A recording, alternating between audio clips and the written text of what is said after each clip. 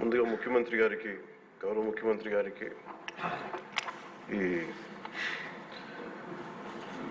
Excise policy మీద ఈ శ్వేతపత్రాన్ని సమర్పించిన విధానం చాలా లోతుగా ఉంది, సమగ్రంగా ఉంది.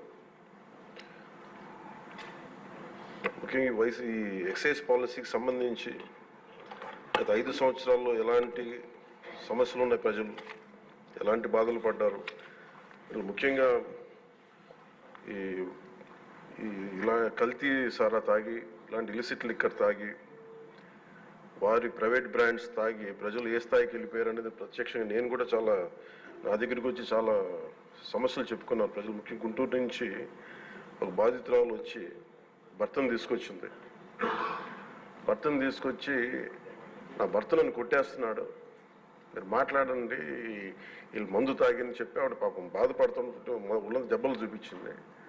భర్తను అడిగితే భర్త ఏమన్నాడంటే, నేను ఎప్పుడు ఇలా చేసేవాడిని కాదు, మందు తాగగానే నాకు అట్లా అయిపోతుంది, ఇది నర్వస్ డిజార్డర్ వచ్చేస్తుంది, న్యూరలాజికల్ డిజార్డర్ వచ్చేస్తుంది అనేది తర్వాత దీంట్లో తేలింది అధ్యక్ష. భూని ఒకసారి అంటే ఇది ఇంకా విష్ణుకుమార్ రాజు గారు చెప్పినట్టుగా ఇది ఇంకా 3,000 కోట్లుగా చాలా లోతైన దోపిడీ జరిగింది. దీంట్లో లాస్ ఆఫ్ కన్సిడరబుల్ రెవెన్యూ దాదాపు 18,860 కోట్ల 51 లక్షలు అనేది ప్రాథమికంగా తేలింది. దీంట్లో అంటే ప్రజలకు కావాల్సిన డబ్బు, ప్రజలకి రావాల్సిన డబ్బు ఇవన్నీ కూడా ఎక్కడికి వెళ్ళిపోయినాయి. నిన్న ప్రధానమంత్రి గారు మనకి కేంద్రం బడ్జెట్లో మనకి 15,000 కోట్లు ఇవ్వగా ఇందాక గౌరవ ముఖ్యమంత్రి గారు చెప్పినట్టుగా మనం అందరం చాలా ఆనందపడ్డాం.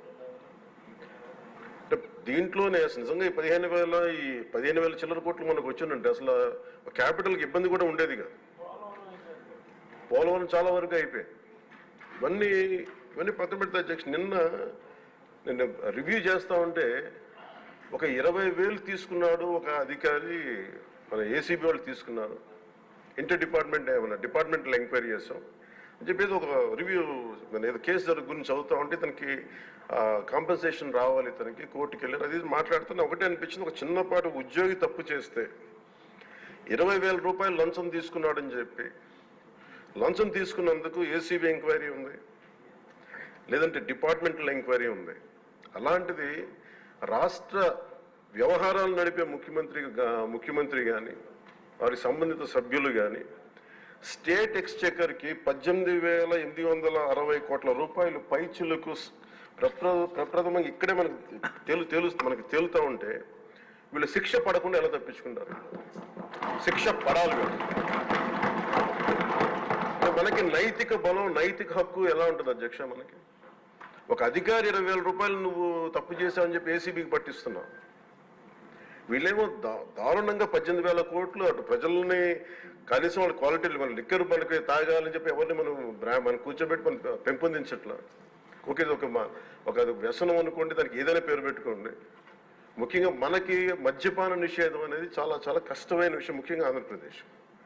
ఒకవైపు యానాం, ఇంకోవైపు మనకి మధ్యప్రదేశ్, ఇంకోవైపు చూస్తే మనకి తెలంగాణ, ఒరిస్సా, తమిళనాడు, కర్ణాటక, ఇన్ని బార్డర్స్ని షేర్ చేసుకొని మద్యపాన నిషేధం అనేది ఇప్పుడు చాలా కష్టసాధ్యమైన విషయం. గతంలో కూడా చేశారు, సాధించలేకపోయాం. ఇప్పుడు రెగ్యులేట్ చేయాల్సిన అవసరం ఉంది. ఇందాక గౌరవ సభ్యులు బుచ్చయ్య చౌదరి గారు చెప్పినట్టుగా ఒకటి స్టేట్ ఎక్స్చెకర్కి లాస్ జరిగింది, ప్రజలకి ఆరోగ్యానికి హాని జరిగింది. దాంతోపాటు అసలు ఈ వ్యసనాన్ని తగ్గించే పరిధిలో కూడా కొంత ఉన్నారు, కొంత బడ్జెట్ కేటాయించాలి. ముఖ్యంగా డీ అడిక్షన్ సెంటర్స్ కానీ వీటితో పాటు కేటాయించాలి. అది కూడా సూచన బుచ్చి చౌదరి గారు చెప్పిన సూచన కూడా మనం పరిగణలో తీసుకోవాలి అధ్యక్ష. ఎందుకంటే రేపొద్దు మనమే కనుక 18,20 ఎంత ఇది 18,000 కోట్ల ప్రస్తుతానికి వస్తే దాంట్లో కనీసం ఒక సర్టెన్ శాతం, ఒక 10% అంటాం, ఎంత పర్సెంటేజ్ ఆ పెద్దలందరూ కూర్చొని, విఘ్నులందరూ కూర్చొని దాంట్లో కొంత డీ అడిక్షన్కి దాన్ని ఖర్చు పెట్టాలి అధ్యక్ష. కేవలం దాన్ని ఆదాయంగా చూడకుండా అట్లీస్ట్ ఒక 10% డీ అడిక్షన్గా దాన్ని డీ అడిక్షన్ సెంటర్స్ ఖర్చు పెట్టాలి.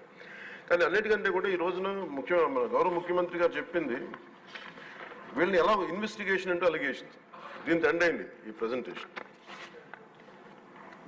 ఇదే కనుక ఈ రోజున మనకి క్లాప్ మిత్రాస్కి ఈరోజు డబ్బులు లేక, అలాగే పంచాయతీ బోర్డులో దాదాపు 9 నెలల నుంచి మనకి జీతభత్యాలు లేక ఒక 59 మంది నలిగిపోతాం. అలాగే ఫీజు రీఎంబర్స్మెంట్ లేక విద్యార్థులు నలిగిపోతా ఉన్నారు.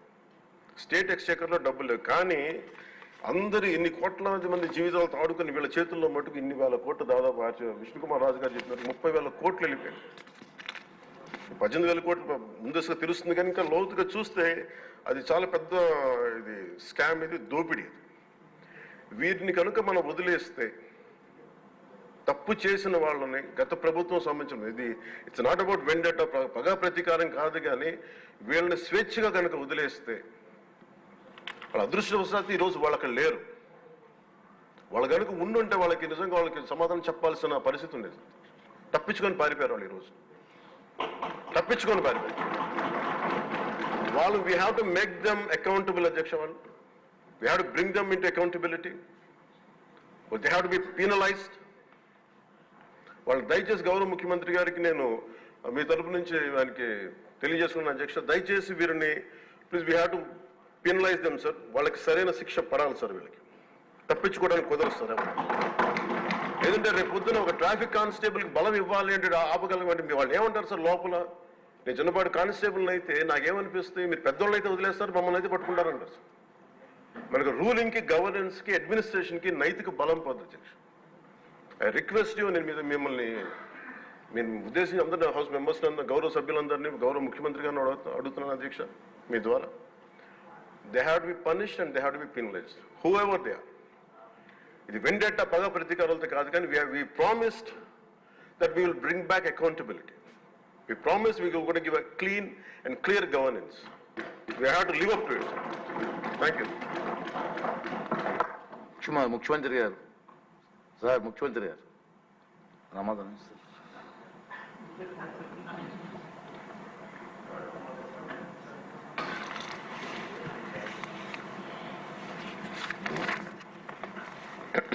అధ్యక్ష, చివరిగా మాట్లాడినటువంటి డిప్యూటీ సీఎం గారు అధ్యక్ష చాలా స్పష్టంగా ఆయన వ్యూ చెప్పారు. ఎందుకంటే అధ్యక్ష, ఒకటి, తప్పు చేసిన వాళ్ళని పనిష్ చేయాలి, దర్ ఇస్ నో కాంప్రమైజ్. రెండోది, ఇప్పుడే విష్ణుకుమార్ రాజు గారు కూడా నేను చెప్పిన ఫిగర్కి డిఫర్ అయ్యాను. అంటే రెండు విషయాలు ఇక్కడ. రఫ్గా నాకు కూడా మా వాళ్ళు బ్రీఫ్ చేసే దాని ప్రకారం నేను ఆ ఫిగర్ చెప్పాను, ఇంత చేశారు అని. రెండు, సైమల్టేనియస్గా stream 2 NDPL, non duty liquor paid. అంటే ఏదైతే ఇంతవరకు కోన రవికుమార్ వాళ్ళు మాట్లాడారు, మ్యానుఫ్యాక్చర్ చేసి ట్యాక్సెస్ అన్నీ కట్టకుండా బేసిక్ ప్రైస్తోనే షాపులో అమ్ముకోవడం. బేసిక్ ప్రైస్ ఎంత ఉంది? 16 రూపాయలు ఉంది. 220 రూపాయలు చేసే బాటలు 16% అంటే 40 రూపాయలు దగ్గర దగ్గర. ఎంత మిగిలిన దాంట్లో మొత్తం కలిసి 180 పైన మిగులుతుంది ఒక బాటల్కి. గవర్నమెంట్కి వచ్చేది, వాళ్ళకు పోయేది 16 రూపాయలు 100 రూపాయలకి, మిగిలింది గవర్నమెంట్కు 84% వస్తుంది. అలాంటిది పెద్ద ఎత్తున జరిగిందని నేనే చెప్పాను, లెక్కలు చెప్పాను. ఈ రెండు స్ట్రీములు లెక్కేసుకుంటే ఎంత జరిగిందో మనకు ఒక ఐడియా వస్తుంది. ఇప్పుడే మిత్రులు లక్ష్మీనాయుడు గారు మిగిలిన మాట్లాడినప్పుడు చెప్పారు, ఎవరైతే అవుట్ సోర్సింగ్ ఎంప్లాయీస్ని తీసుకున్నారు వాళ్లకు తక్కువ డబ్బులు పే చేసి అందులో కూడా ఎక్కువ బిల్లు వేసుకున్నారని. ట్రాన్స్పోర్టేషన్ అది కూడా ఒక అవెన్యూగా తీసుకున్నారు, అందులో కూడా బిల్స్ ఎక్కువ వేసి డ్రా చేశారని. ఇలాంటి వేరియస్ ఇష్యూస్ ఉన్నాయి. దీని మీద చాలామంది ఇప్పుడు మీరు చెప్పిన దాన్ని నేను చూశాను. నేను అందుకనే డిఫరెంట్, మనం కూడా పోయినప్పుడు మాకు కూడా చాలా లెక్కల్లో ఇవన్నీ వచ్చాయి. అల్టిమేట్గా డిజిటల్ ట్రాన్సాక్షన్స్ 0.63%, 99,000 కోట్ల రూపాయల్లో 0.63, అంటే మొత్తం కూడా క్యాష్లోనే చేశారు. ఇప్పుడే మీరు మాట్లాడుతున్నారు, ఇది ఫిట్ కేసు అండి. ఈడీ కూడా ఎన్ఫోర్స్మెంట్ డైరెక్టరేట్ కని కూడా చెప్పే పరిస్థితికి వచ్చారు. ఎందుకంటే ఇంత పెద్ద ఎత్తున ట్రాన్సాక్షన్ జరగకూడదు క్యాష్, అందులో గవర్నమెంట్